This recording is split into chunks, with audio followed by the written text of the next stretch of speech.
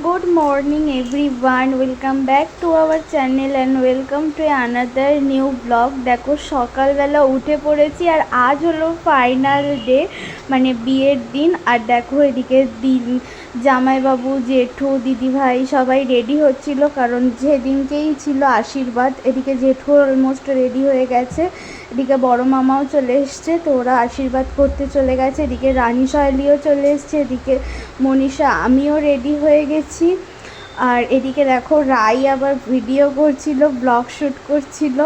আমি পুরো গায়ে হলুদের আগে মানে ফটো শ্যুট করার জন্য রেডি হয়ে গেছি, রাই এদিকে ভিডিও করছিল।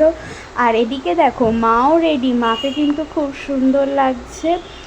আর মাকে এই শাড়িটা আমি পছন্দ করে কিনে দিয়েছিলাম। তারপরে আর কি, চলো এবার ফটো সেশন শুরু হবে।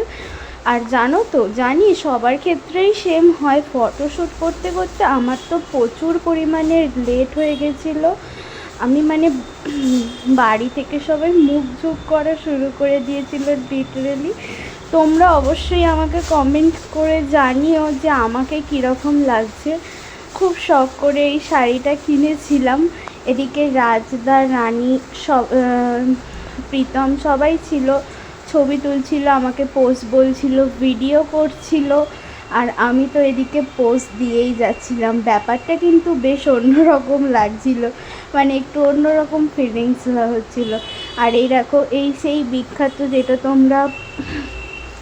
তোমরা ওই আইবুড়ো ভাতের ব্লগটাতেও দেখেছিলে, এই জায়গাটা থেকে আমাকে ফটো সেশন করতে। আর সত্যি বলতে কি, দেখো রানী সহেলি আমাকে প্রচুর পরিমাণে হেল্প করেছে। আর এদিকে আমার সব বন্ধুরাও এসে গেছে, সৃজিতা, সুমনা, অনুশ্রী তো আসতে পারেনি, তাই জন্য ভিডিও কল করেছিল। আর যাই হোক, তো দেখো এদিকে আমার ফটো সেশন চলছে, ওরাও আমার ফটো সেশন দেখছে। আর এদিকে ওরা তো ফটো তুলেই যাচ্ছে, আমি পোজ দিতে দিতে হাঁপিয়ে যাচ্ছি, কালো দিয়ে দিকে আসছে। আর দেখো এদিকে তারপরে ফাইনালি আমরা বাড়ি যাচ্ছি। বাড়ি গিয়েও সমস্ত কিছু রিচুয়াল স্টার্ট হয়ে গেছে। নাপতে দিয়ে ফার্স্টে নখ চাঁচা হয়, মানে যে রিচুয়ালস। আর এখানে সব এওগুলোও দাঁড়িয়েছিল, আমাকে তো খুব বকাবকি করছিলো, বলছিলো হ্যাঁ যা, বিয়ে করতে হবে না, ফটো সেশন কর। জানি সবার ক্ষেত্রেই এরকম হয়। যাই হোক, তারপরে সবাইকে বললাম যে দেখো আজকের দিনটা কি আর ধরে রাখা যাবে, ধরে রাখা যাবে না, কিন্তু এই ফটোগুলোর মাধ্যমেই আমরা আজকের দিনটাকে ধরে রাখতে পারবো। এদিকে দেখো পিসিমণি, নদিদা, ছোটো কাকিমণি সবাই ছিল। আর আমার বিয়েটা যেহেতু গরমকালে হয়েছে, মানে খুব একটা বেশি গরম ছিল না, তাও মানে অনেক জল চেষ্টা পাচ্ছিলো, তাই সবাইকে খালি বলছিলাম জল দাও, জল দাও। আর এদিকে দিদিভাইও যেহেতু হয়েছিল, তো এখানে কিছু রিচুয়ালস হচ্ছিলো, যার মানে সেগুলোই আর কি ওরা করছিল, আলতা পরানো, করানো, এই করছিল।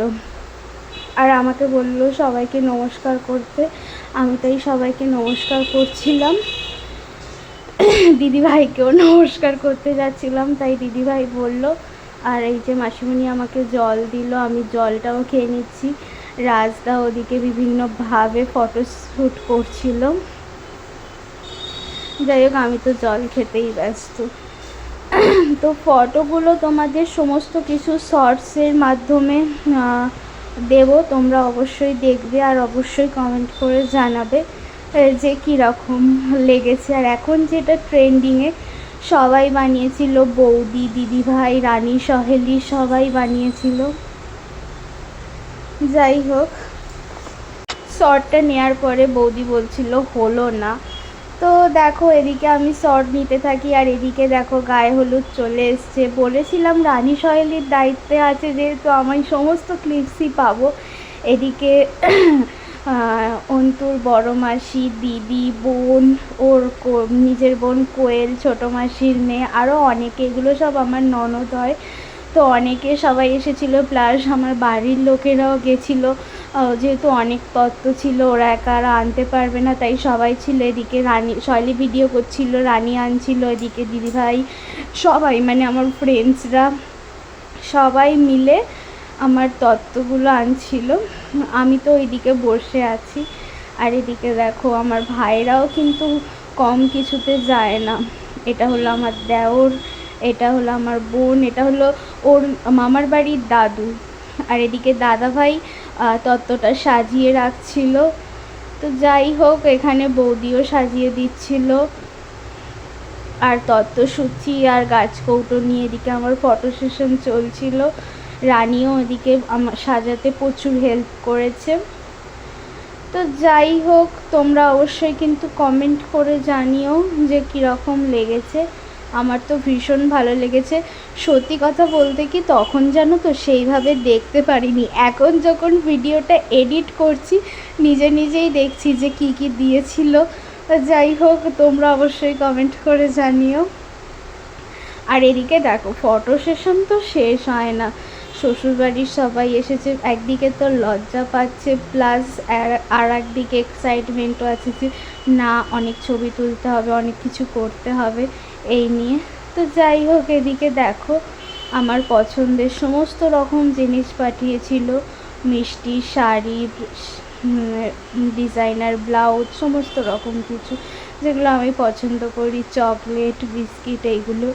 তারপরে তত্ত্বগুলো গুছিয়ে গায়ে হলুদের প্রিপারেশন স্টার্ট হবে। এদিকে রাই অলরেডি রেডি হয়ে গেছে। ওদের বাড়ি থেকে গায়ে হলুদের যে শাড়িটা পাঠিয়েছিল আমি সেই শাড়িটাই পরে নিয়েছি। আর আমি বলছিলাম যে না, আমরা তিনজনে যাচ্ছি, সেটার ভিডিও করো। আর তিনজনেই ইয়েলো ইয়েলো করেছিলাম। তোমরা এদিকে আমার বড় মামা, মাইমাও ছিল। যাই হোক, গায়ে হলুদের পর্ব স্টার্ট হয়ে গেছে। মা এদিকে আমাকে প্রথম হলুদ লাগাচ্ছে। দেখো তোমরা, মানে দেখে তো ভালোও লাগছে। তখন মানে শুধু ওই ছবি তুলতেই ব্যস্ত, আর কে এসেছে, কি হচ্ছে না হচ্ছে কোনোটাই কিছুই সেরকমভাবে এনজয় করতে পারিনি। যাই হোক, ভিডিও দেখে মজা নিচ্ছি। যাই হোক, দেখো এদিকে সবাই আছে। আর আমি জিজ্ঞাসা করছিলাম মাকে, কে বড় মাসি আসনে, মেবি এটাই হবে। যাই হোক, গরমও হচ্ছিল, তাই জন্য আস্তে আস্তে মেকআপটা করার চেষ্টা করছি। এদিকে সবাই নিয়ম বলে দিচ্ছিল মাকে। যাই হোক, আর এদিকে এটা ছিল তেল ঢালার রিচুয়ালস। তোমরা অবশ্যই কিন্তু সব কিছুটা কমেন্ট করে জানাবে। আর রানী সহেলি ভিডিও করছিল, দিদিভাই ওদিকে দাঁড়িয়েছিল।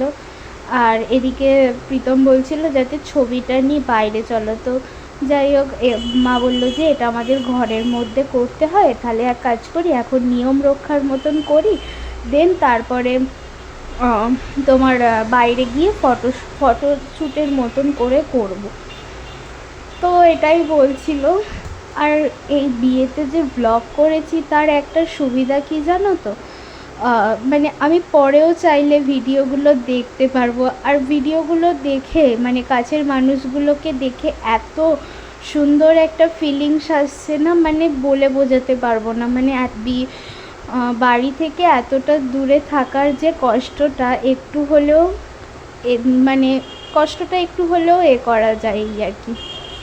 যাই হোক, রানী দিকে জিজ্ঞাসা করছে আমার কীরকম ফিলিংস হচ্ছে, তাই আমি ওকে দুটো আঙুল দেখিয়ে বললাম যে ঠিক আছে সব কিছু।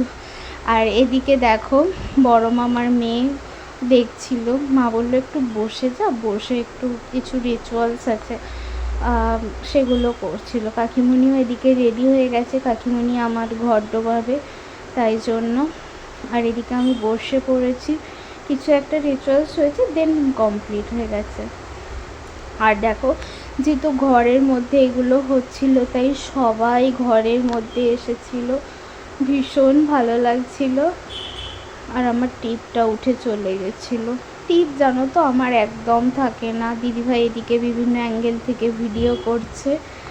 দিদিভাইয়ের শাড়িটা দারুণ ছিল, বাট ও খুব সুন্দর শাড়ি পরে। সেদিনকে সামাও কী হয়েছিল জানি না, ঠিক মতন করে শাড়িটা পরতে পারিনি।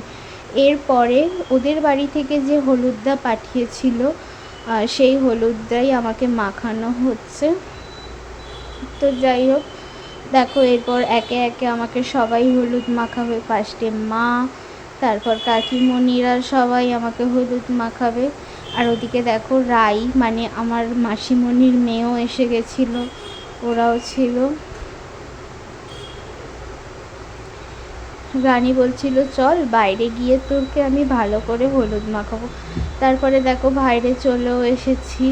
মা এদিকে আমাকে কিছু জিজ্ঞাসা করছিল, আর বৌদি মাকে বলছিল যে তাড়াতাড়ি করে নাও, আমাকেও রেডি হতে হবে, আমিও করব। তো যাই হোক, মাকে তো খুব সুন্দর লাগছিল, আমার থেকেও মাকে বেশি সুন্দর লাগছিল। আমি তো মাকে বলেইছি, এমনিতেও আমার মাকে খুব সুন্দরই দেখতে, তাও বলছি মাকে যেন বেশি সুন্দর লাগছে। শাড়িটা আমি কিন্তু পছন্দ করে নিয়েছি, আমার প্রচণ্ড পছন্দের ছিল। যাই হোক, এদিকে আমার ছোটো মাকে দেখো কি সুন্দর বসে আছে, দেখেছো? মানে মানে ও তো ভীষণ পরিমাণে এক্সাইটেড ছিল যে ও নিতকনে হবে, ও হবে, তাই জন্য কি সুন্দর শাড়ি পরে, হেয়ার ব্যান্ড পরে, সমস্ত কিছু পরে বসেছিল। তা তো দারুণ লেগেছিল। আর ওদের বাড়ি থেকে, মানে আমার শ্বশুর বাড়ি থেকে ওকে একটা সুন্দর শাড়ি ব্লাউজও পাঠানো হয়েছিল, ও সেটাও পরেছিল। যাই হোক, তো আমাদের একটা নিয়ম আছে যে বিয়ের মানে গায়ে হলুদের আগে, মানে গায়ে হলুদের আগে বলছি, মানে নানি মুখের আগে কোনো সোনার গয়না পরতে নেই। নানি মুখে বসার সময়তে সমস্ত সোনার গয়না পরতে হয়। তাই জন্য যদিও আমি গলায় সোনার গয়না পরেছিলাম, তাও হাতেও কিছুই পরতে পারিনি। আর শৈলীকে বলছিলাম যে দেখ একটু সবার ভিডিও কর, তাই জন্য আমি হাতে কোনোই সোনার গয়না পরতে পারিনি। হাতে যেগুলোই পরেছিলাম সবই আমার ইমিটেশনের গয়না ছিল। তো যাই হোক, গলায় যেগুলো ছিল সব কিছুই সোনার ছিল। অনেক কষ্ট করে রাজি করিয়ে আমি পরেছিলাম। তো দেখো আমি এদিকে ফটো সেশন চলছে, আর তোমরা কিন্তু কমেন্টে জানাবে সবাইকে কীরকম লাগছে। মাকে তো ভীষণ ভালো লাগছে। এদিকে রানী আমার ঘাম মুছে দিচ্ছিল। ওদের দুজনের কথা যতটাই বলবো কম বলা হবে। ওরা পুরো বিয়ে বাড়িটাতে প্রচুর হেল্প করেছে, মানে আমার পোজ বলে দেওয়া, আমাকে পুরো টেক কেয়ার করা, আমার ফটোগুলো যাতে ভালো আসে সেই চেষ্টা করা, সমস্ত কিছুটা এ থেকে জেড অবধি সব কিছুটাই আমার খুব ভালোভাবে হ্যান্ডেল করেছে। আর এদিকে দেখো ওরা মিলে যে গায়ে হলুদ লাগাচ্ছে সেই ক্লিপসগুলো নেওয়া হচ্ছে। তো দিদিভাইকে দেখে আমার সময় কীরকম একটা খারাপ লাগছে, জানি না কেন, মানে ওর মধ্যে ফিল করতে পারছিলাম যে আমার অনুপস্থিতিটা ওকে কিছুটা হলেও হার্ট করবে, আমার জানি না সারাদিন এটা মনে হচ্ছিল। আর এদিকে আমার ভাই, আমার পোলা, যাই হোক ফাইনালি ওর সময় হয়েছে দিদিকে একটু হলুদ লাগানোর। তাই আমি ওকে বলছিলাম যে একটু এদিকে আয়, এদিকে এসে ভালোভাবে একটু হলুদ লাগা। আর কাকিমণি ভাইকে ভালো করে হলুদ লাগিয়ে দিচ্ছিল। দেখো মোটামুটি হলুদ পর্ব শেষ করে এরপরে যাব স্নান করতে। সমস্ত গেস্ট আসা স্টার্ট হয়ে গেছিলো। এদিকে মাসিমণিরা সবাই কিছু একটা বলছিল, আমার সামাও মনে নেই। রানীও এদিকে আমার সাথে যাচ্ছিলো, আর শৈলী তো কন্টিনিউয়াসলি ক্যামেরা করছিল, যেটা আমার ভীষণ ভালো লেগেছে। আমি ওদেরকে বলেছিলাম। যাই হোক, দেখো আমাদের আবার নিয়ম আছে, যে পথ দিয়ে তুমি স্নান করতে যাবে অন্য পথ দিয়ে তোমাকে ফিরতে হবে, তাই এই বাঁশ বাগানের মধ্যে দিয়ে যেতে হলো। আর এটা ছিল আমাদের মনসাতলায় দাঁড়িয়ে একটা ছবি তুলবো না, সেটা কি কখনো হতে পারে? দেখো তারপরে একটা সুন্দর মুহূর্ত ছিল, মানে আমাকে পুরো একদম হলুদের জলে করা, সেটা আমার কাছে নেই। আমি সমস্ত কিছুটাই তোমাদেরকে শেয়ার করব শর্টসের মাধ্যমে, সেটা ক্যামেরাম্যানের কাছে আছে। তো ও যখন আমাকে ক্লিপস দেবে সেটা আমি সত্যি শেয়ার করব। যাই হোক, পুকুরের অবস্থার কথা আর কি বলবো, পুরো জঘন্য অবস্থা। তোমাদের দেখে মনে হবে পরিষ্কার, একদমই নয়। যাই হোক, বোনেরা কাকিমণিরা সবাই দেখছিল। এদিকে স্নানের মানে যে সমস্ত কিছু রিচুয়ালস হয় সেগুলোই হচ্ছিল। ভিডিওতে হয়তো অতটাও, হ্যাঁ শৈলী যতটা পেরেছে চেষ্টা করেছে। তো যাই হোক, এখানে নদিদা সবাইকে বলে দিচ্ছিল, ছোটো কাকিমণি, পিসিমণি, কাকিমণি, দিদিভাই সবাই মিলে করছিল। আর দিদিভাইকে দেখেছো পুরো গিন্নি গিন্নি লাগছে এইটাতে যেন। তো যাই হোক, আমি তো ভীষণ পরিমাণে আনন্দ করছিলাম, আর এদিকে রাজদা ক্লিপস নেওয়ার চেষ্টা করছিল বিভিন্ন অ্যাঙ্গেল থেকে। আর এদিকে নদিদাকে বলছিল একটু ইয়ে করো।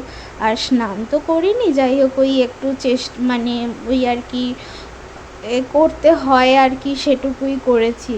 তো তোমরা অবশ্যই কমেন্ট করে জানাবে। আর দেখো এই যে ঘটি করে চুপড়ি দিয়ে জল ফেলা, জলটা তো খুবই বাজে অবস্থা ছিল, যাই হোক কোনো রকমে আমি কাটিয়ে নিয়েছি, ঠিক আছে।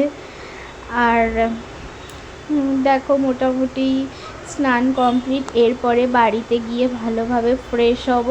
আর এখানেও একটা নিয়ম আছে, সেটা হচ্ছে যে মুখ চাপা দিয়ে যেতে হয়। যাই হোক, চলো কাকিমণিরা সবাই ধরেই নিয়ে যাবে। রাই তো পুকুরে চান করার জন্য ভীষণ এক্সাইটেড ছিল, সেইটা শুনেই আমি হাসছিলাম। যাই হোক টিপও উঠে গেছে, আমাকে একটা কীরকম বাজে মতন দেখতে লাগছে মুখটা। কাকিমণি ইচ্ছা করে বেশি করে জল দিচ্ছিল, আমি বলছিলাম দিও না, জলটা ভালো নয়। বলছিল না না কর, বিয়ে তো একবারই করবি, এরকমভাবে সবাই এদিকে মামি দিদা কাকিমণি সবাই দেখে যাবে, আমাকে এরকম মুখ চাপা দিয়ে পুরো রাস্তাটা যেতে হবে। আর আমার হাতে ছিল একটা ছোট কলসি, ওটা আমাকে মাথায় নিতে হতো, আমি খালি খালি ভুলে যাচ্ছিলাম। তো যাই হোক কাকিমণিকে ধরে আমি যাচ্ছিলাম। তারপরে স্নান টান করে ফ্রেশ হয়ে এরপরে আমাকে গয়না, মানে আমার যে সোনার গয়না, সেই সমস্ত কিছু গয়না আমি পরবো। এদিকে দিদি ছিল, আমার তো অবস্থা শ্যাম্পু করে আমার মুখ চোখের অবস্থা খুবই খারাপ। মা এদিকে আমাকে গয়না পরিয়ে দিচ্ছিল, মানে এটার একটা অন্যরকম ফিলিংস। তাই দিদিভাইকে বলছিলাম যে ভিডিও কর। জেঠিমা ছিল, মা ছিল, কাকিমণি ছিল, মাসিমণি ছিল, আর এদিকে মা আমাকে ভিডিও করে মা আমাকে গয়না পরাচ্ছিল, আর আমিও একটু একা একা পড়ছিলাম, আর দিদিভাই এদিকে ভিডিও করছিল। তোমরা ভেবো না যে গয়নাগুলো ছোট, গয়নাগুলো যথেষ্ট বড় ছিল, বাট সামাও সেদিনকে আমার একটু অসুবিধা হচ্ছিল, মানে ঠিক মতন করতে পারছিলাম না। আর এদিকে মা আমাকে কানেরটা পরিয়ে দিচ্ছিল। আমি তাড়াহুড়ো করছিলাম, কারণ হচ্ছে যে আমি তো তাড়াতাড়ি করে ওই নানি মুখে বসবো, দেন তারপরে আমার সাজতে বসতে হবে। তো দেখো আমি মোটামুটি রেডি হয়ে গেছি, এরপর নানি মুখে বসবো। তখন আর ভিডিও করা হয় নাই, বলছিলাম লাগছিল, সেটাই মাকে বলছিলাম।